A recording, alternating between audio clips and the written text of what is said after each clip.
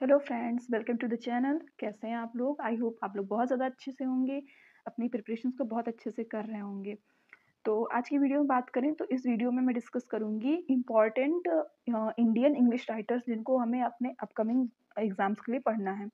चाहे वो हमारा बीपीएससी टीआरई 4 हो, ठीक है, या DSSB टीजीटी हो। यूपी टीजीटी पीजीटी का सिलेबस तो फिक्स्ड है, तो उसके लिए हमें ये लिस्ट नहीं फॉलो करनी है। और बाकी जो अदर एग्जाम्स होंगे जहाँ पे इंग्लिश लिटरेचर पूछी जाती है, जहाँ पे इंडियन इंग्लिश लिटरेचर से क्वेश्चंस आते हैं, उनके लिए हम ये लिस्ट फॉलो कर सकते हैं।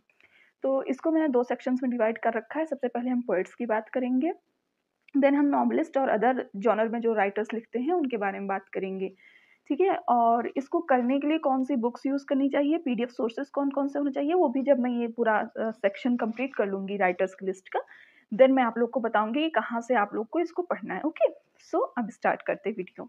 करते हैं। सबसे पहले जैसे मैंने अभी बताया कि पोएट्स से स्टार्ट करेंगे, तो पोएट्स की ये सारी लिस्ट है। उसमें भी जो ये रेड कलर के लिखे हुए हैं, ये हमारे मोस्ट इम्पॉर्टेंट 5 पोएट्स हैं। जैसे रवीन्द्रनाथ टैगोर सबसे पहले नंबर पे हैं, तो इनको तो आप जानते हैं गीतांजलि के लिए कितने ज़्यादा फेमस हैं, और इनकी गीतांजलि के बारे में अच्छे से पढ़ना रहेगा। बाकी जो अदर पोएम्स होंगी वो भी हमें देखनी रहेंगी, क्योंकि गीतांजलि के लिए इनको नोबेल मिला तो अपने आप में ही बहुत ज़्यादा इम्पोर्टेंट हो जाता है। देन हम मूव करते हैं अरविंदो घोष जी पे। तो इनकी फ़िलॉसफ़ी जो एजुकेशन के ऊपर थी, उसको हम लोग बीएड में, मेरी यूनिवर्सिटी अवध यूनिवर्सिटी में तो था, और इनके बारे में वहाँ भी हम लोगों ने पढ़ा था। इनकी कुछ इम्पोर्टेंट पोएम्स हैं जैसे ब्राइड ऑफ फायर, निर्वाणा, ये सारी अच्छे से करनी है। देन हम आते हैं नसीम एजकिल पे, तो इनको तो आपको बहुत ही ज़्यादा इम्पोर्टेंट मतलब मान सकते हैं, क्योंकि एक तरीके से इनको इंडियन इंग्लिश पोएम के मतलब जो शुरुआत करने वाले थे वो माना जाता है, कि जो इंडिया में इंग्लिश पोएम्स की शुरुआत हुई वो इन्होंने ही की थी। जैसे इनकी Knight of Scorpion, the Patriot, the Professor, ये सारे इनके काफ़ी फेमस वर्क्स हैं। फिर आते हैं हम कमला दास पे। कमला दास को हम कन्फेशनल पोएट्री या पर्सनल पोएट्री के लिए जानते हैं, कि जो इनके मन में था वो इन्होंने लिखा। इनकी बहुत कम एज में शादी हो गई थी, तो वैसे तो इनके हस्बैंड काफ़ी अच्छे थे, बट इनकी काफ़ी कम एज में शादी हो गई, तो कम एज में शादी से वीमेंस को क्या-क्या प्रॉब्लम्स आती हैं, उनके बारे में भी इन्होंने काफ़ी अच्छे से लिखा है। इनका एक बहुत ज़्यादा फ़ेमस वर्क है a hot Noon in the नहीं, क्या नाम है? हाँ, अ हॉट नून इन मालाबार करके एक नाम है, इनकी पोएम काफ़ी ज़्यादा फ़ेमस है। देन हम आते हैं ए.के. रामानुजन पे, ये भी काफ़ी इम्पोर्टेंट इंडियन पोएट हैं। इनका अ रिवर, स्टिल लाइफ करके ढेर सारे वर्क्स हैं, जो आप लोग को पढ़ने पड़ेंगे। मतलब डिटेल में थोड़ा इनके जो पोएम्स होंगी, उनको हम लोग को डिटेल में थोड़ा पढ़ना पड़ेगा, यानी लाइन्स-वाइन्स थोड़ा बहुत याद रखनी पड़ेंगी। फिर ये कुछ है माइनर पोएट्स हैं, इनको भी हमें देख लेना रहेगा। जैसे सरोजिनी नायडू का तो काफ़ी बड़ा नाम है पोएम्स में, इन्होंने काफ़ी पोएम्स लिखी हुई हैं। हम शायद बीए या एमए में मेरे था, मुझे ढंग से याद नहीं कब ये था, मैंने इनकी पोएम्स को मतलब अपने यूनिवर्सिटी में पढ़ा है। तो बाकी ये सारे हैं, लेकिन इन 5 को आपको बिल्कुल नहीं स्किप करना है। इन 5 लोग को एकदम से एकदम मतलब पढ़ना ही पढ़ना है, ठीक है? तो ये हो गई हमारे पोएट्स की बात। अब हम मूव ऑन करते हैं नॉवेलिस्ट एंड अदर जॉनर में जो भी होते हैं। यहाँ पे मैंने नॉवेलिस्ट लिखा, मतलब अदर भी जो भी होंगे और भी, उनमें ये लोग हैं। तो सबसे पहले तो ये ऊपर के 6, इनको तो आपको मतलब भूलना ही नहीं है, इनको तो करना ही करना है। मतलब भूलना इनको भी नहीं, इनको भी अच्छे से करना है, क्योंकि जैसे ये अरुंधति रॉय हैं, इनको शायद साहित्य अकादमी पुरस्कार मिल चुका है। तो ऐसे करके ये सारे इम्पोर्टेंट राइटर्स हैं, और इन लोग को हमें कम से कम आप ये लिस्ट मतलब फॉलो ही करिए। आपको लिस्ट फॉलो करना है, तब भी ये लिस्ट फॉलो करनी है। अब आगे इसके आप और भी राइटर्स जहाँ आपको मिलते हैं, आप उसको अपनी लिस्ट में इंक्लूड कर सकते हैं, लेकिन ये मिनिमम है जो करना ही करना है। आर के नारायण को तो सब जानते ही हैं, गाइड, मालगुडी डेज़ के लिए कितने ज़्यादा ये फेमस हैं। सलमान रश्दी की द मिडनाइट चिल्ड्रंस जो स्टोरी है, इंडिपेंडेंस डे से रिलेट करके लिखी हुई है, और हमारे ऊपर जो ब्रिटिशर्स का था, हमारे मतलब मेंटल स्टेट पे क्या उसका मतलब असर पड़ा, उसके बारे में, ठीक है। देन आते हैं मुल्कराज आनंद, इनकी अनटचेबल, और कुली, कुली से जो राजू, कुली उसमें कैरेक्टर होता है राजू, उससे इस बार क्वेश्चन आया था टीआरई 3628 वाले में, मेरे ही पेपर में था, इससे मुल्कराज आनंद से क्वेश्चन था, ठीक है। फिर राजा राव का कांतापुरा, और इनका एक और भी कोई था, याद नहीं आ रहा है। हाँ, सर्पेंट एंड रोप, इनकी काफ़ी ज़्यादा फेमस वर्क है serpent and rope, Raja Rao का।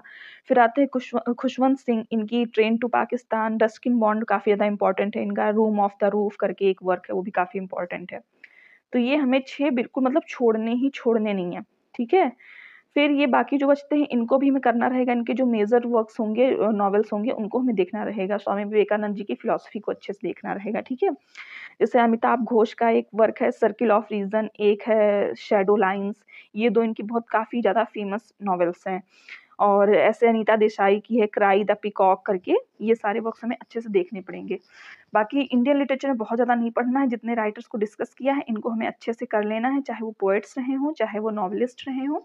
और अब मैं आगे वीडियो में आप लोग को बता रही हूँ कि हमें कौन-कौन सी बुक्स फॉलो करनी है, उनकी प्रैक्टिस कहाँ से करनी है, ओके? लिस्ट जो भी मैंने बताई है।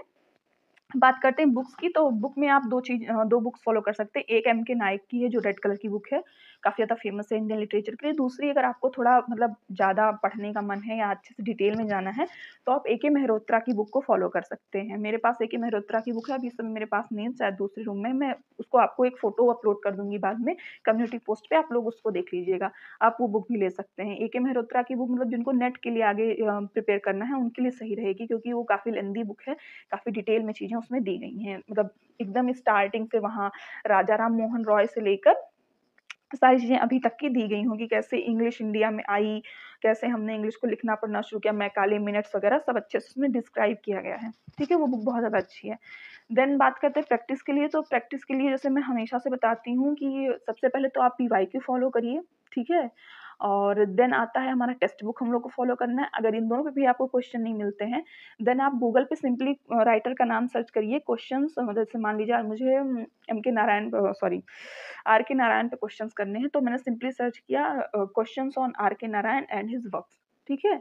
तो उसपे ढेर सारी वेबसाइट्स होती हैं, उसपे ढेरों क्वेश्चंस होते हैं, हम लोग उसको कर लेंगे। और बाय चांस जैसे जहाँ हमें कोई क्वेश्चन अपने नोट्स में नया मिलता है, तो अपने नोट्स के अलावा इतर कोई क्वेश्चन हमें मिल जाता है, तो हम लोग उसको एक ऐसे लाइन में फैक्ट की तरह अपने नोट्स में, मतलब जब भी आप कोई राइटर को लिखें, तो 1-2 पन्ना छोड़ दिया करिए, ठीक है? तो जब नया क्वेश्चन मिलता है तो हम वहीं उसी जगह लिख लेते हैं, तो बाद में हमें रिवीज़न करने में बहुत सहजता रहती है।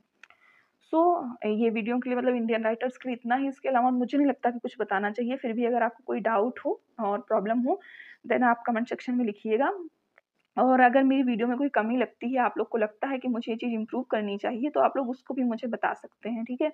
क्योंकि जब मैं सॉरी क्योंकि जब मैं आप लोग के रिव्यूज़ लूँगी और जानूँगी कि मेरे अंदर क्या कमियाँ हैं, तभी मैं उसको दूर कर पाऊँगी, क्योंकि बस क्या ही ज्ञान दूँ, मतलब आप लोग कोई कमी होगी तो आप लोग मुझे बताइएगा, ठीक है? Okay, bye bye, take care, study hard and by heart. Bye-bye.